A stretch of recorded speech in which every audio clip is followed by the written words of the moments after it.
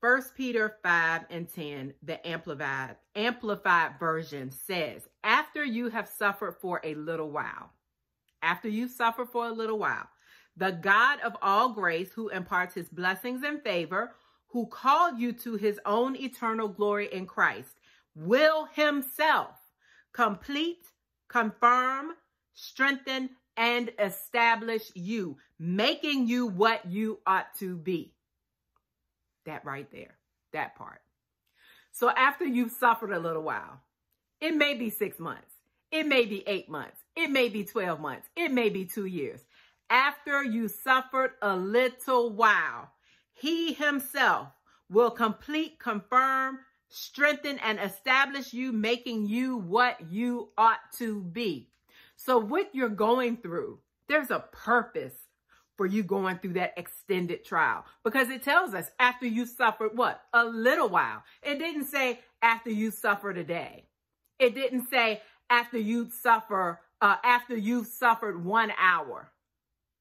It said after you suffered a little while. So when you think of a little while, you're thinking that's a waiting period. That's some time right there. But after you suffered a little while, that's when he makes you what you ought to be. So in that process of you going through trial after challenge after challenge, after situation after situation, and you're like, what's next? What am I doing? Remember, it's not that you're doing anything wrong. It's not that you're not being obedient to him or listening to his voice. It's not even about that. Now, there are times, and you'll know if you're not following his voice.